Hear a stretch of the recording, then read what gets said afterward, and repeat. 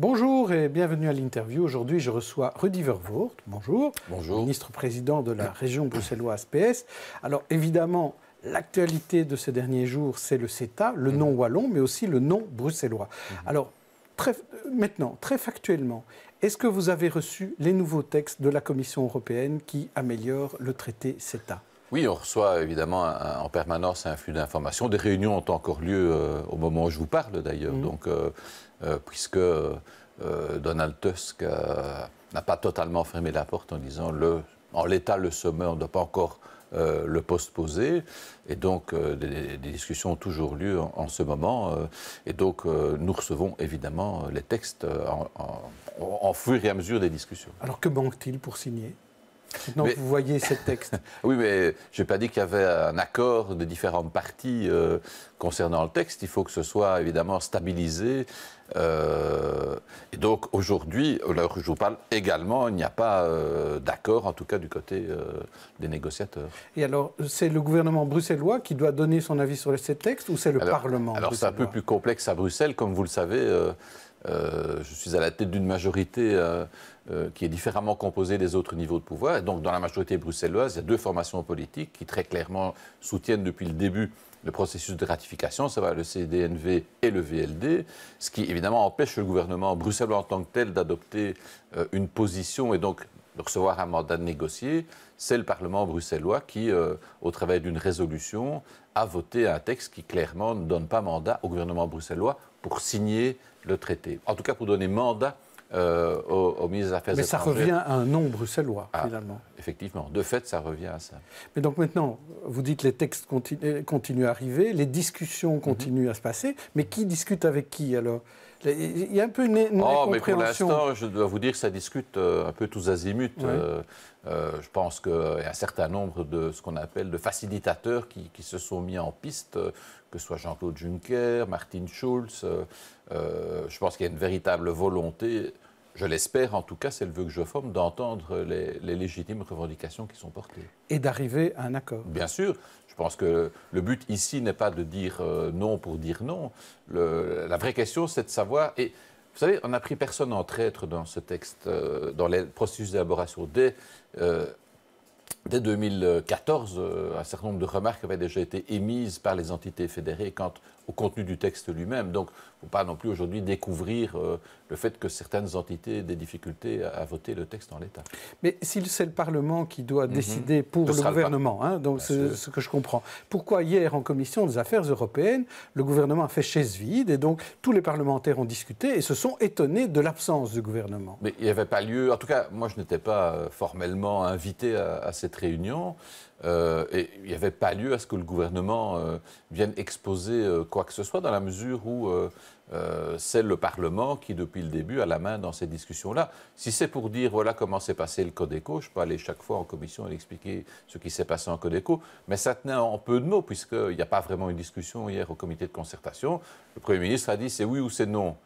Donc, ce qui évidemment limite le champ d'un débat. On est dans un mode assez binaire. Mais le Premier ministre a dit que vous étiez tous silencieux. Non, non. En comité de concertation, oui, absolument pas. J'ai exposé ce que je viens de vous dire ici, le point de vue bruxellois, et que donc je n'avais pas mandat pour déléguer la signature à Didier Reynders. Très clairement, ça a été dit. Après, c'était de voir si on était en capacité d'ouvrir un champ de discussion entre nous, dans la maison Belgique, et ça a été refusé. Alors, on a vu une espèce de front commun des trois ministres-présidents socialistes. Il y avait vous, il y avait Rudy Vervoort et Paul Magnette. Et on a l'impression que c'est Magnette qui apparaît partout. C'est Monsieur Niette, c'est Super Magnette, et on ne voit pas Rudy Vervoort. Est-ce que c'est juste pour un problème institutionnel, comme vous l'expliquiez au début ? Si je devais, moi, me prendre la place de Paul Magnette, je pense que j'aurais, dans les 5 minutes qui suivent, une crise de majorité au sein du gouvernement bruxellois. C'est évident, puisque le gouvernement n'a pas en tant que tel d'opinion, il est incapable, et c'est logique, puisque nous sommes dans une coalition qui ne le permet pas, et donc ce serait effectivement à ce moment-là une crise de confiance au sein du gouvernement bruxellois. Et donc je l'ai dit depuis le début, que ce soit dans les instances au Parti socialiste, ils le savent très bien, j'ai dit depuis le départ, bien évidemment, Rudy Vervoort, membre du PS, est sur cette ligne-là. Mais comme ministre-président, je ne peux évidemment pas m'exprimer comme le fait Paul Magnette, qui lui, évidemment, est à la tête d'une majorité qui est unie sur la question. Mais ça donne l'impression que Bruxelles est au balcon et qu'on laisse les Wallons aller tout seuls et finalement peut-être aussi recueillir les lauriers de cette position du petit village gaulois. Oui, mais enfin, ce n'est pas une question de laurier, c'est une question de résultat. Après, on pourra toujours dire oui, ce qui a été obtenu, c'est grâce à un tel ou grâce à un tel. Le processus, il est global. Vous savez, aujourd'hui, de toute façon, il faudra à un moment donné, que ce soit au niveau du Parlement bruxellois, mais aussi au niveau de la COCOF, qui a aussi voté une résolution, je le rappelle, qui va, elle, dans le même sens et qui a la capacité pleine de s'opposer, puisque là, on est entre francophones et donc il y a le problème de majorité ne se pose pas. Donc on est dans la même configuration. Après, il y a un choix, évidemment, qui est sans doute plus politique dans la manière d'aborder la discussion avec les autorités européennes et fédérales. En fait, Rudy Demotte et Fadila Ladan pourraient très bien jouer le même rôle que Paul Magnette. Oui, mais je pense qu'on est en capacité, entre nous, j'ai la faiblesse de penser qu'au niveau du Parti socialiste, on est capable de se parler et de se mettre d'accord sur une manière d'arriver aux objectifs que nous nous sommes fixés. Alors, on parle beaucoup de pression. Est-ce que vous avez subi des pressions Amicales. De qui? Ça, je ne vais pas vous dire. Oui, mais de quel genre de milieu? L'international, bien sûr.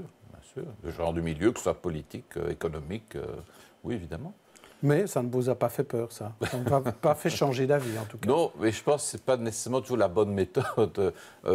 Quand on voit les enjeux liés, je dirais, au poids des multinationales, ce qui fait craindre, en fait, vous savez, c'est toujours la même chose. L'Europe est en crise, il faut le considérer comme tel. Il y a véritablement un déficit démocratique. Ceci n'est qu'un énième épisode de ce déficit démocratique, où on dit aux États finalement, allez les amis, il n'y a plus qu'à signer, et si on dit quelque chose, mais non, parce que le voisin est d'accord, celui-là est d'accord. Non, à un moment donné, c'était le cas du Brexit, hein, c'est un autre scénario, mais on montre bien là un sentiment aussi, qui est le ressenti de la population.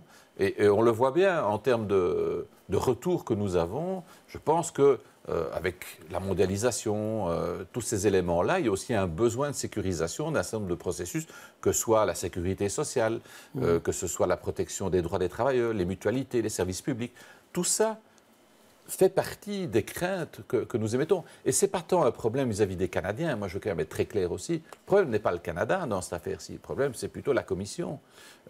Je le dis très clairement parce que le Canada est un pays avancé sur le plan de la sécurité sociale. Je veux dire, on a énormément de points communs, et en particulier avec le Québec.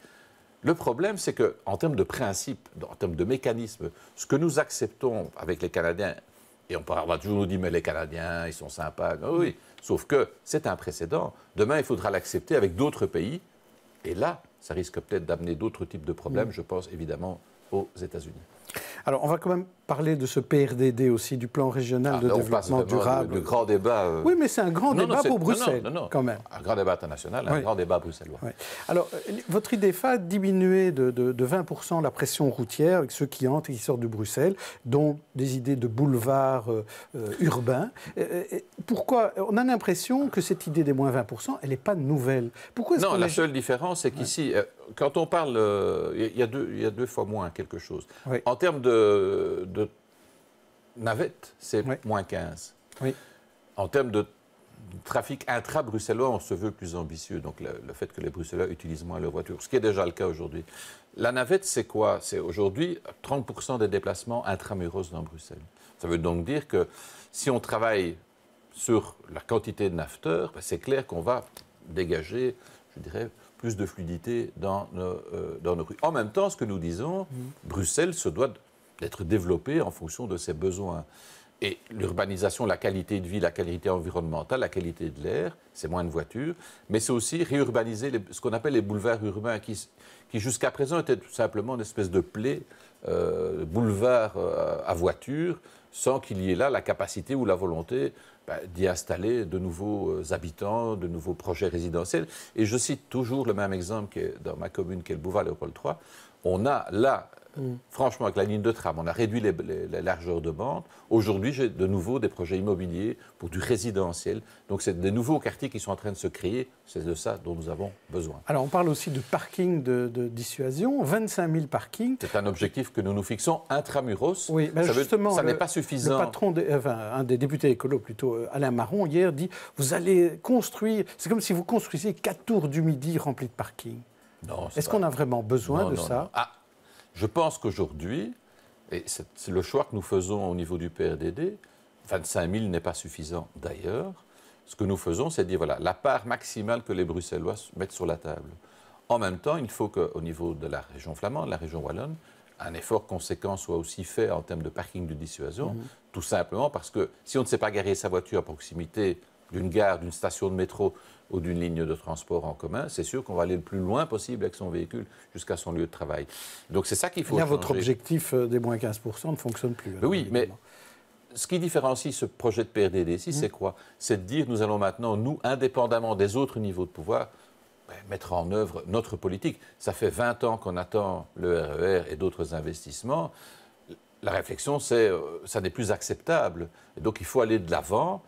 Ça ne veut pas dire qu'on ne va pas diminuer la pression pour le RER et d'autres investissements nécessaires en Flandre, notamment que ce soit le ring, les transports en commun. Mais il faut que les Bruxellois, eux, poursuivent leur politique. Parce que sans ça, c'est toujours de se dire... C'est toujours ce que j'entends quand on dit on doit diminuer la pression automobile. On nous dit ah, Touring, entre autres, nous dit quoi? Oui, mais non, tant que ça n'est pas fait, ce n'est pas la peine. Il faut bien commencer par quelque chose. Ça, c'est la politique de l'immobilisme. Et donc, moi, je veux aller en totale rupture par rapport à ça, c'est aller de l'avant. Alors, sur les parkings, juste pour préciser, ces 25 000 parkings sont où? On a dit qu'il y en aurait beaucoup avec le grand stade. Oui, bien sûr, il y a le stade, mais donc le parking de transit, puisque là, le potentiel total du parking, c'est 10 000, mais les 10 000 ne seront pas utilisés à 100% pour les parkings de transit, tout simplement parce qu'on en a besoin aussi pour les salons, pour les activités du SL. Et puis, il y a toute une série de lieux qui sont, je dirais, visualisés tout autour de Bruxelles. Et le projet de métro, donc là, vous voulez aller beaucoup plus loin en matière de métro. Il y a le projet de métro Nord qu'on connaissait, mais dans le PRDD, on parle de la suite du métro. C'est les études pour le métro Sud, d'avoir un continuum Nord-Sud entre... Il y a aussi des éléments dans l'Est, à l'Ouest, d'essayer de profiter des rails existants. Exactement, et de travailler aussi sur, mais ça c'est à plus long terme, sur le fait que Bruxelles est probablement, enfin pas probablement, Bruxelles est une des villes les plus ferrées du monde après Tokyo. Et donc, c'est aussi d'en tirer tout le bénéfice en termes de fréquences. Aujourd'hui, on n'en tire pas les bénéfices. Ah non, ça, c'est le moins qu'on puisse dire. Oui, avec des fréquences qui sont, je dirais, indignes d'une capitale européenne. Alors, la DH relevait ce matin que vous aviez oublié de parler du péage urbain dans le plan régional de développement durable. Non, on n'a pas oublié. On renvoie à l'accord de majorité qui, lui-même, rappelle l'objectif lié à l'accord trirégional avec la Flandre et la région wallonne, sur le fait que dans une deuxième phase, on va étudier la possibilité de mettre en œuvre un péage, enfin plutôt une taxe intelligente au kilomètre pour les véhicules privés. Ça, vous y tenez, cette taxe au kilomètre, ça peut aider aussi à diminuer la pression routière? Ah oui, parce qu'elle doit s'envisager sur l'interland économique. Mettre un péage urbain à l'entrée de Bruxelles, 19 communes, c'est un non-sens. Parce que la politique de mobilité, d'abord, ça va créer une distorsion économique avec la périphérie. Et donc, la question de la mobilité doit s'entendre, bien évidemment, au-delà des 19 communes. Et pour ce faire, le péage intelligent est effectivement la meilleure solution à l'usage en fonction de l'heure, du jour. Et ça, tous les milieux économiques le soutiennent, que ce soit les milieux économiques du nord du pays, le VOCA, Rand, tout le monde est sur cette ligne-là. Et donc, il y a encore quelques réticences à vaincre au sud du pays. Et dans votre majorité, d'ailleurs, apparemment. Dites, le palais de justice, il va entièrement devenir un vrai palais de justice? Il n'y aura pas de magasin, pas de musée? Non, ni de centre culturel, ni de dancing, ni quoi que ce soit d'autre. C'était le souhait de l'ensemble des acteurs bruxellois, c'était d'y maintenir la fonction de justice pleine et entière. Il y a d'ailleurs, vous savez, rien qu'en ramenant déjà tous les cours et tribunaux qu'on a décentralisés, on pourrait à la fois rencontrer cet objectif-là et aussi en termes de sécurisation. Et ça va coûter cher? Ben écoutez, ça, le bâtiment, je le rappelle, appartient à la régie fédérale. On parle d'un montant de 100 millions. Mais là, je suis comme Saint Thomas, donc j'attends de voir avant d'y croire. Merci Rudy Vervoort et on se retrouve demain pour une autre interview. Bonne journée, bonne soirée.